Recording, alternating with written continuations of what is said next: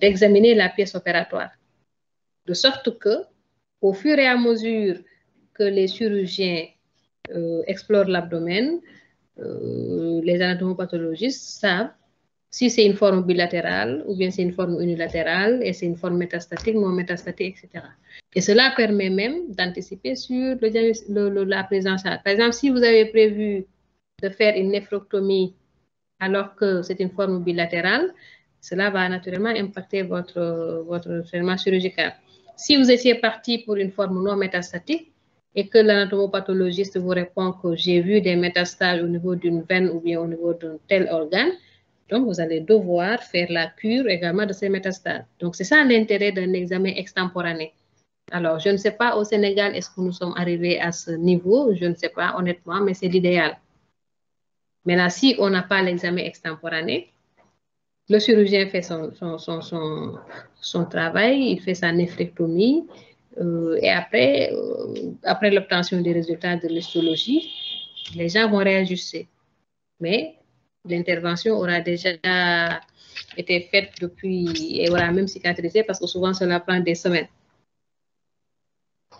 Alors, ça c'était juste une petite parenthèse sur le caractère multidisciplinaire de la prise en charge, aussi bien sur le plan diagnostique que sur le plan thérapeutique. Il ne faut pas l'oublier, il faut collaborer avec les équipes pour pouvoir avoir de meilleurs résultats. Je vous l'ai dit à l'examen tout à l'heure, c'est toujours l'examen clinique avec l'interrogatoire et l'examen physique. L'examen physique, ce sont les 4 temps. Tumeur abdominale, c'est exactement la même chose que néphroblastome, sauf que néphroblastome, c'est un aspect particulier du tumeur abdominal. Ici, si vous prenez que les tumeurs rétropéritonéales et vous le savez tout le reste. Et dans tumeur rétropéritonéale, c'est une tumeur rétropéritonéale rénale. Donc tout le reste, vous ne regardez pas. Mais les mêmes modalités s'appliquent. Il faut l'inspection, il faut la palpation, il faut la percussion, il faut l'auscultation. Il faut l'imagerie, il faut la biologie. D'accord? Il faut le diagnostic d'extension, il faut la recherche étiologique, c'est-à-dire de facteurs étiologiques, et il faut la prise en charge. C'est exactement le même protocole que vous allez appliquer, mais de façon beaucoup plus détaillée.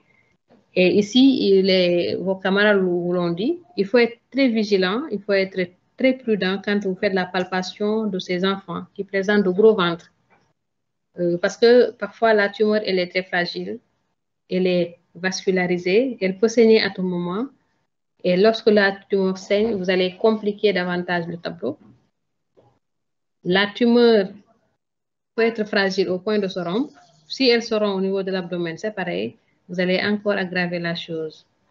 Parfois, vous avez même du mal à distinguer les organes, tellement c'est confus parce que l'abdomen, c'est un tout. Si vous avez un gros rein, vous palpez, parfois vous pouvez douter. Est-ce un gros rein? Est-ce une adénopathie? Est-ce que? Souvent, ce n'est pas évident en fonction de ce que vous aurez comme volume tumoral. Dans tous les cas, vous aurez l'imagerie pour vous orienter. Alors, dans le diagnostic positif, vous avez besoin de l'imagerie, c'est vrai, mais n'insistez pas trop sur la biologie. La biologie, dans le néphroblastome, sauf si vous recherchez un syndrome paranéoplasique, oui. Mais il n'y a pas beaucoup d'éléments de biologie qui peuvent vous aider à vous orienter vers un néphroblastome. À la différence des tumeurs osseuses, parce que les tumeurs osseuses, vous savez, le tissu osseux, parfois, il y a une lyse tumorale.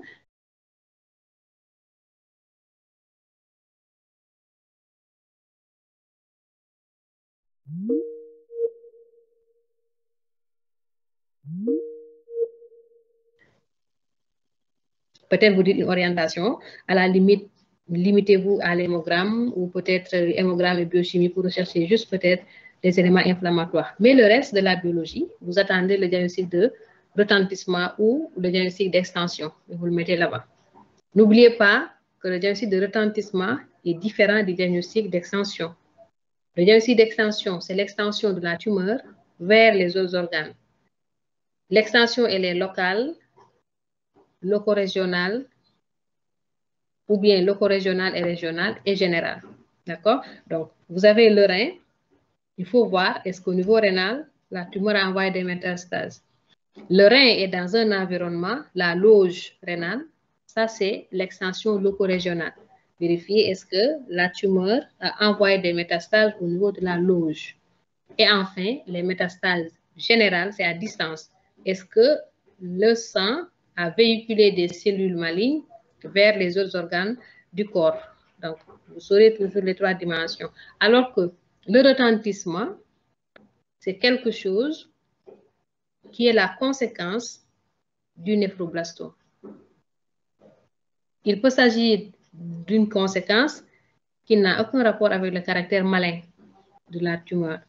Par exemple, si vous avez un enfant qui a une volumineuse tumeur, un néphroblastome très volumineux, et ce néphroblastome peut comprimer les organes de voisinage et entraîner une douleur intense. Cette douleur-là, c'est le retentissement, c'est l'impact de cette grosse masse sur les organes de voisinage. Il va y avoir des signes de rétention d'urine, par exemple, parce que la tumeur, elle comprime les voies urinaires. D'accord? Vous pouvez avoir, si l'enfant fait une métastase, vous pouvez avoir un syndrome hémorragique, etc. Si la tumeur saigne, vous pouvez avoir une anémie aiguë. Donc, le retentissement est différent du bilan d'extension. Le retentissement, quel que soit le type de pathologie, vous l'aurez. Que ce soit une pathologie tumorale ou non tumorale, maligne ou non maligne. Alors que le diagnostic d'extension, vous allez le faire uniquement pour toutes les pathologies tumorales. Donc ça, il faut vraiment l'intégrer pour ne pas l'oublier. Il est toujours local, loco-régional et général. Donc cela vous permet d'enlever le bilan d'extension et de le remplacer par un diagnostic d'extension. Et dès que vous terminez le diagnostic positif, c'est le diagnostic d'extension qui vient. Parce que c'est ce diagnostic d'extension qui vous permet de faire la classification et de dire, est-ce que ma tumeur, elle est primitive, localisée seulement à l'organe, ou bien elle a commencé à envoyer des métastases ailleurs. Et c'est fondamental parce que cela va déterminer votre attitude thérapeutique. Une tumeur qui est localisée, en général, la prise en charge ne sera pas la même qu'une tumeur qui envoie des métastases. D'ailleurs, elles vous l'ont dit. Elles vous ont dit, une tumeur sans métastase, vous faites 4 cures. Une tumeur avec métastase, vous faites 6 cures. Rien que le fait d'être au courant qu'il y a ou non une métastase, ou bien des métastases, déjà, cela a un impact sur la prise en charge. Vous voyez un peu, c'est important et tout est lié. Alors, il faut vraiment le faire, il faut le mettre dans le diagnostic d'extension. Et le diagnostic d'extension, il est clinique et paraclinique. Clinique et paraclinique. Quand vous recherchez, par exemple, des signes digestifs, vous essayez de les étayer par des examens complémentaires qui vont avec. Par exemple, si vous avez un retentissement sur un organe du système nerveux central, vous décrivez la clinique et vous explorez sur le plan système nerveux central. Voilà, c'est de la logique d'exploration simplement. Alors, les formes cliniques, c'est bien. Ce sont des miroirs de votre type de description. Forme selon l'âge, forme topographie, forme associée. Et dans le néphroblastome, ce qui est intéressant, c'est que à chaque fois que vous découvrez un enfant, un néphroblastome chez un enfant, posez-vous la question, est-ce qu'il n'y a pas une malformation en dessous qui pourrait rentrer dans le cadre d'un syndrome bien défini? Et dans la leçon, il y a beaucoup de syndromes qu'elles vous ont décrits qui se manifestent par des risques de néphroblastome. Et c'est hyper important. Elle vous parle par exemple d'anéridie. Anéridie, si vous n'examinez pas l'œil, vous ne verrez pas cette anéridie. On vous parle de macroglossie. Si vous ne regardez pas la bouche, vous ouvrez la langue, vous ne verrez jamais la macroglossie. Hémi-hypertrophie, si vous ne comparez pas le côté gauche du côté droit, vous ne verrez pas cette hémi-hypertrophie. Donc, un enfant, un malade, c'est un tout. Il y a le motif de constatation, il y a le diagnostic auquel vous pensez, mais il y a les possibilités étiologiques. Et toujours, on fait des va-et-vient. D'accord? Je pense à un néphroblastome, même si je ne suis pas convaincue que c'est un néphroblastome, je trouve un symptôme qui m'oriente vers néphroblastome, donc je vais explorer néphroblastome. Si le chirurgien ou bien l'anatomopathologiste me répond néphroblastome, je dis attention. Donc là, c'est confirmé que c'est néphroblastome. Maintenant, je vais revenir en arrière. Je vais retourner à mon malade et je vais m'assurer que cet enfant n'a pas d'autres malformations qui seraient associées à son néphroblastome. Et vous refaites encore l'examen, vous regardez, vous insistez sur les organes qui pourraient être concernés, vous faites des explorations qui